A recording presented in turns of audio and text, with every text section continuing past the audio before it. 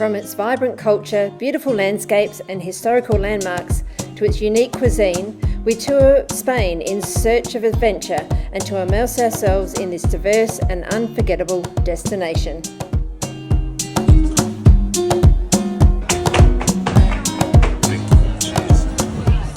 If you've been following our adventures so far, you'll know that we've been in Prague. We flew from Prague to Madrid.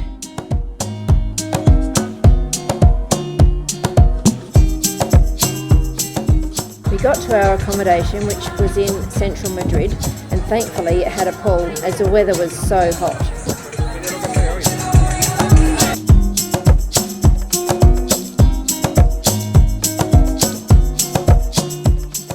We spent the next 2 days in search of Madrid's special landmarks and hidden gems. We found Plaza Mayor dating back to the early 17th century, with its elegant 3-storey buildings surrounding the square. With its colonnaded walkway at ground level under the arches, it's a lively place with cafes and shops and restaurants.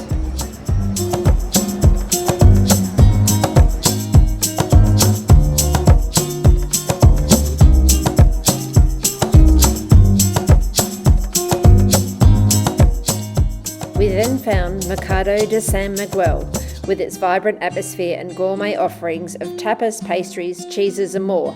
A feast for the eyes as well as our tummies. We continue to walk around the town to fill our Spanish cultural cups and to give us a wonderful insight into what lay ahead for our next 2 weeks in Spain. What adventures lay ahead for us?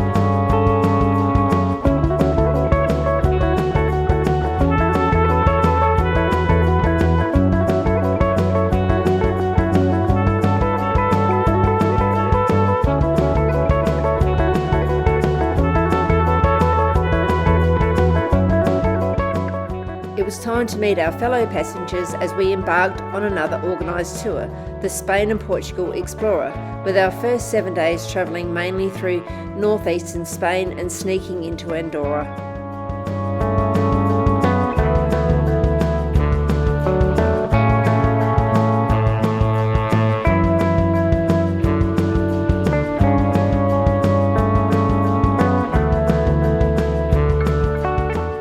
The UNESCO World Heritage City of Segovia was incredibly well preserved, with Romanesque churches and an aqueduct that runs into the heart of this beautiful city.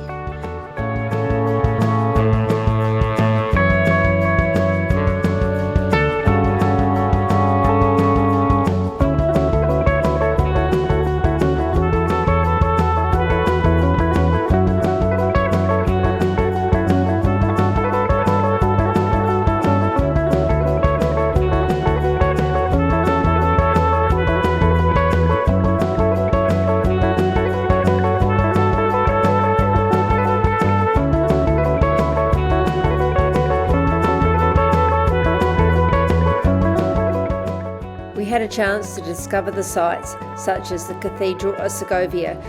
Surrounded by the historic old town, it stands as one of the must-see landmarks.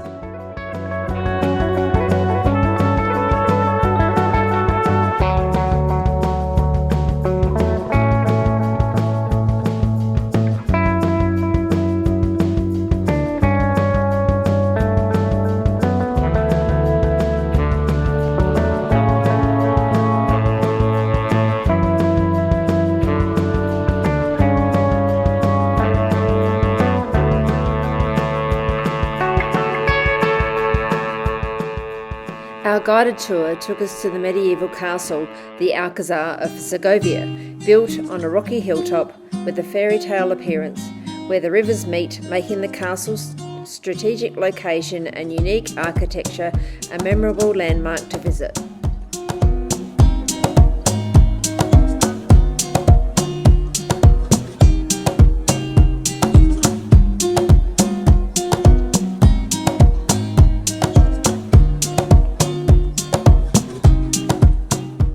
Its tall towers, slate roofs and pointed turrets resemble something out of a storybook.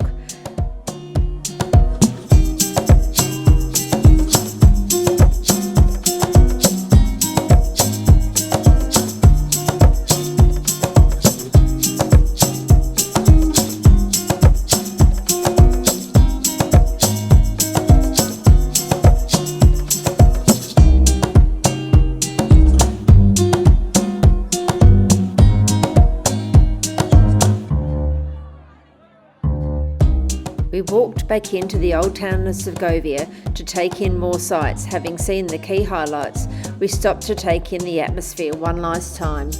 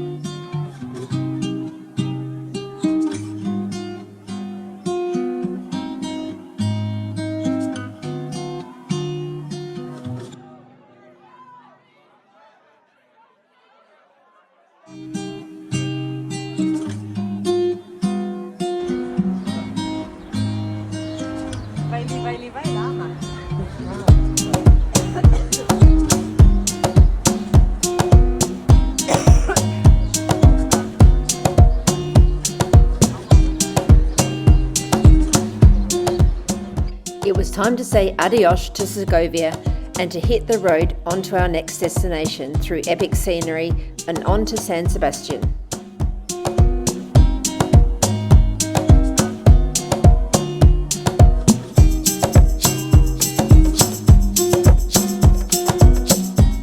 San Sebastian, a beautiful coastal town renowned for its beaches, cuisine and rich cultural scene. Located along the Bay of Biscay and close to the French border, San Sebastian has been a favourite destination for locals and tourists alike. Key highlights are La Concha Beach, the Old Town and the gastronomy.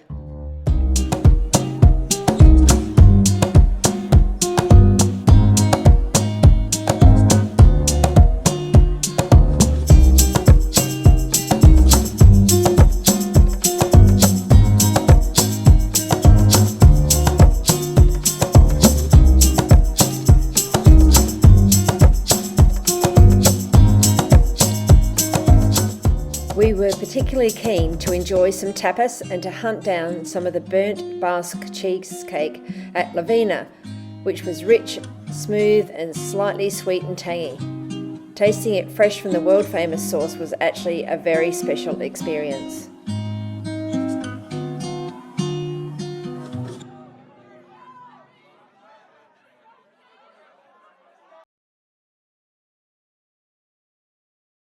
Our adventure continued as we rolled into Pamplona.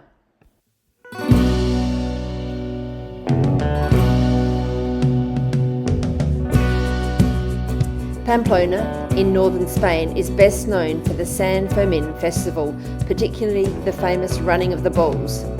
Held each July, this event draws thousands of adventurous tourists from around the world who come to experience the thrill of running alongside bulls through the historic streets of the old town.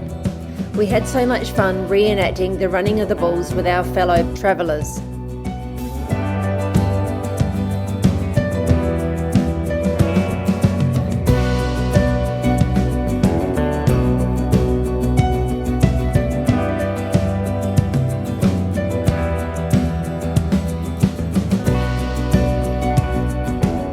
Beyond San Fermin, Pamplona is a charming city with a rich history, beautiful architecture and a vibrant culture.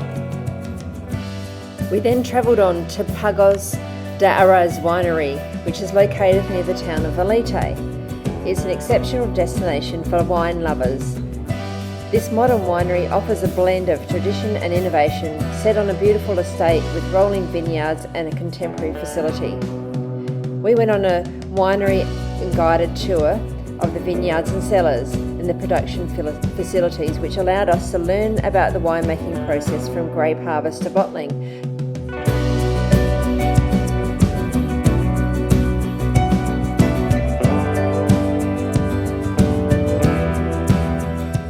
We also experienced a tasting of their wines in their magnificent tasting facility.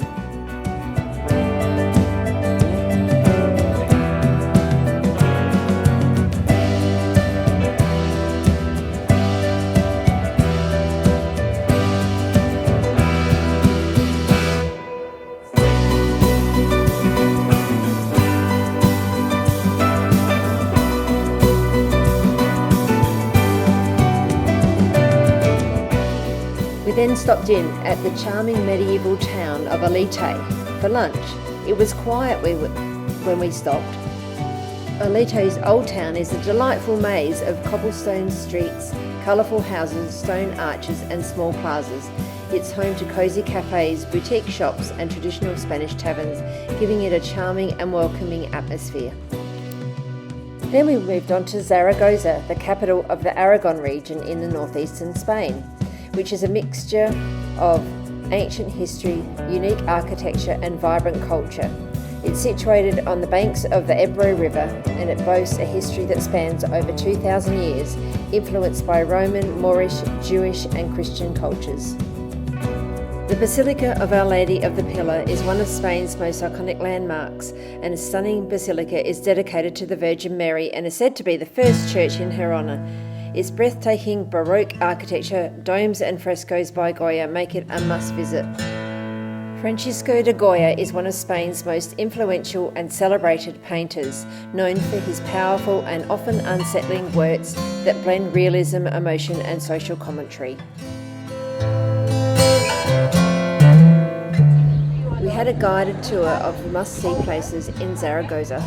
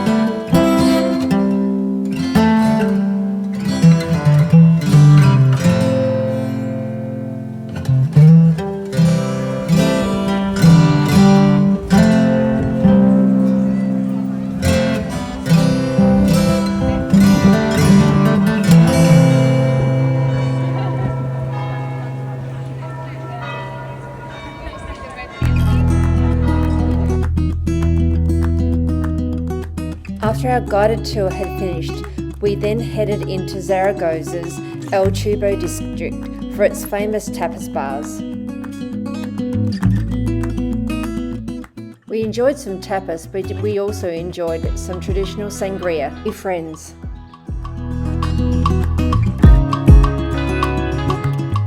Zaragoza was a truly magnificent place to visit.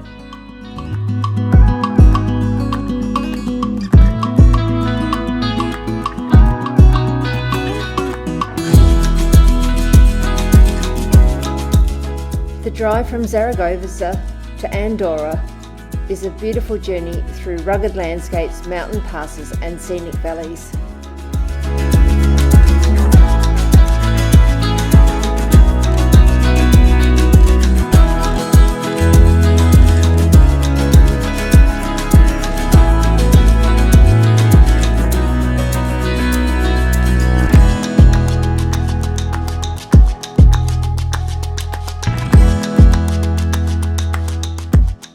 We spent a few hours in Andorra la Vella, the capital of Andorra, which is a charming city nestled in the Pyrenees Mountains, known for its mix of modern amenities, historic sites and natural beauty. The shopping district is famous for tax-free shopping, making it a prime spot for purchasing luxury goods. We then drove out of Andorra and on to our next destination, a place that we've been before and like a lot, which is Barcelona.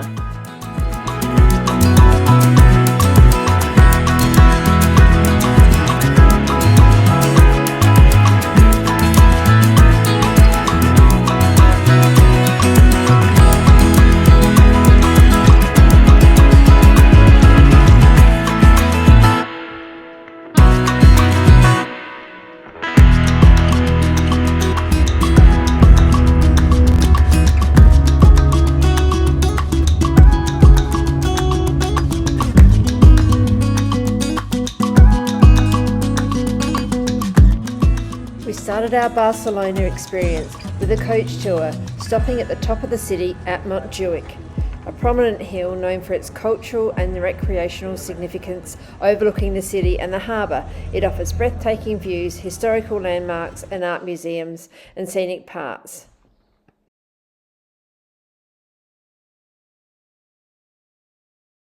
We then had some free time in Barcelona, so we decided we'd go on the cable car, something quite adventurous for us as we're both not really very comfortable with heights. It was a great bird's eye view of the Mediterranean and of the city of Barcelona and all its magnificent sights.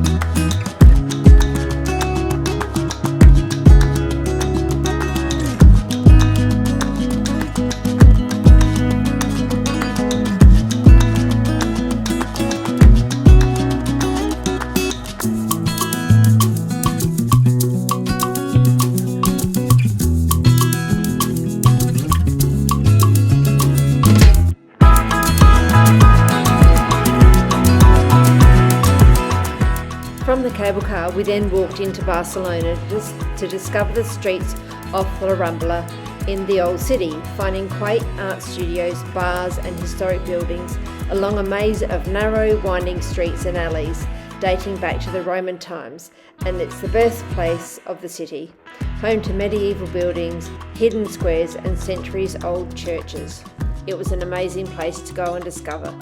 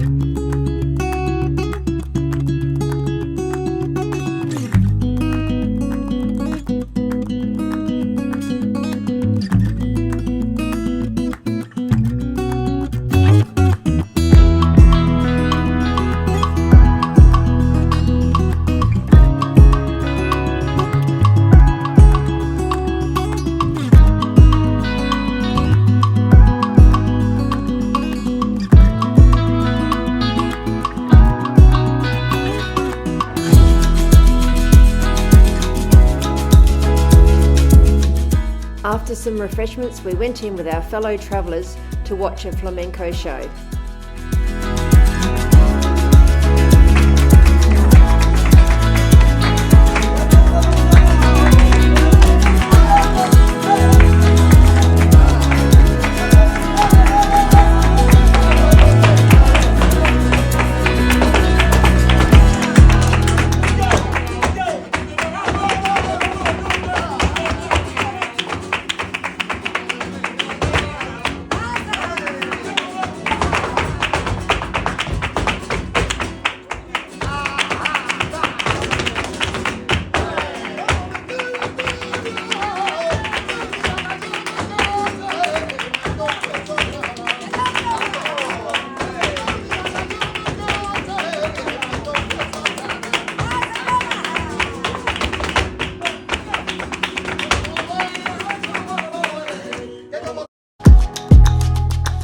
Our time in Barcelona was over, so our next trip was down to Peniscola. Peniscola is a charming coastal town located on the Costa del Azahar. It's known for its stunning beaches, historical landmarks and scenic views, and it's a popular destination for tourists looking for both relaxation and cultural exploration. The Peniscola Castle, or historic fortress, known as the Castle of Pamplona, is a 13th century fortress perched on a rocky promontory overlooking the Mediterranean Sea. It was built by the Knights of the Templar and later served as a residence of Pope Benedict VIII, also known as Pamplona. Peniscola's old town is filled with narrow cobblestone streets, whitewashed houses with blue shutters and vibrant flower boxes. Walking through the old town feels like stepping back in time. We had a chance to wander through the old town and look in the artisan shops, then sit by the sea and enjoy some local sangria.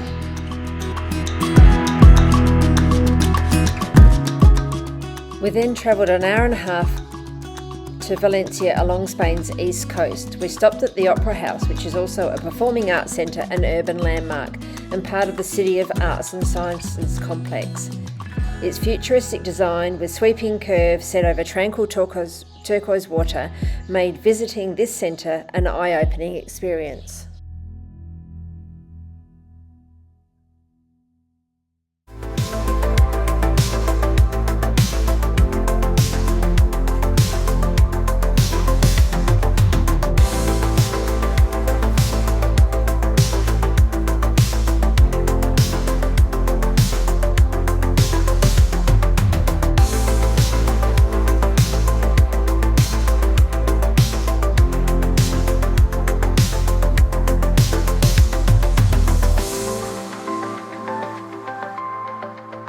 Hello from Valencia.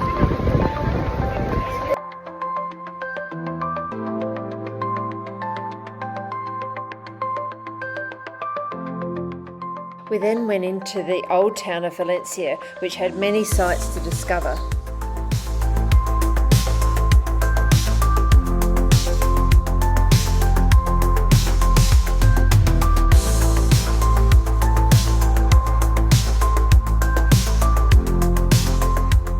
Fortified gates are the remains of the old Valencia city wall.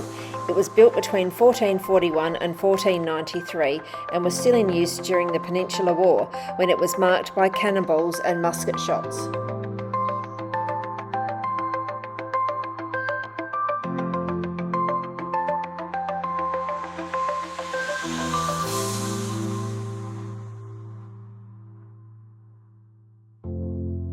The Old Town is a vibrant historical area that showcases centuries of architectural, cultural and artistic heritage, filled with narrow winding streets, ancient buildings and lively plazas, with medieval, Baroque and Gothic modernist style buildings.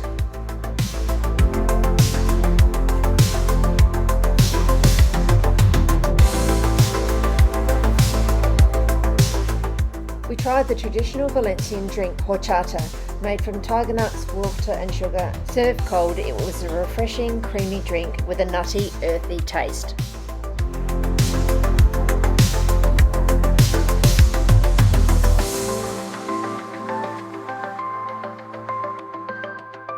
We wandered deeper into the main city centre, marvelling at the stunning landmarks that surrounded us.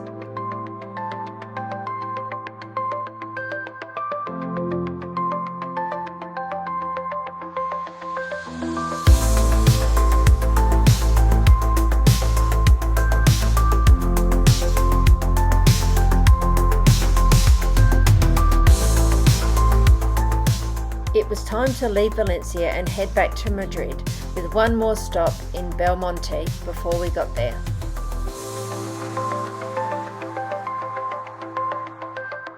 Belmonte Castle is a stunning medieval fortress. Built in the 15th century, this castle is one of Spain's best preserved Gothic mudéjar structures and is known for its unique architecture, fascinating history and beautiful views of the surrounding countryside. Built in 1456, it was constructed both as a fortress and as a residence.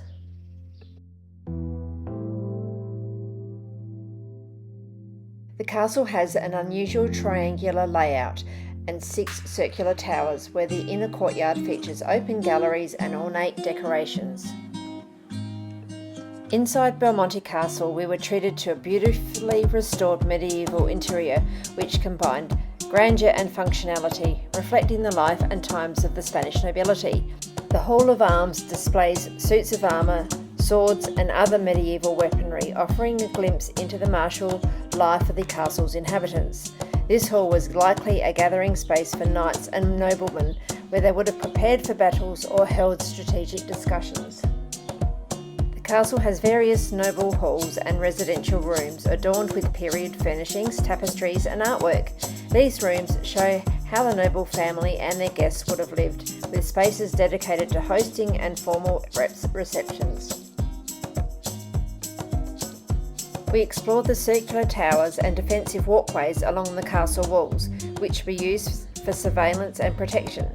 These areas provided stunning panoramic views of the surrounding plains and hills and demonstrated the castle's strategic role as a fortress.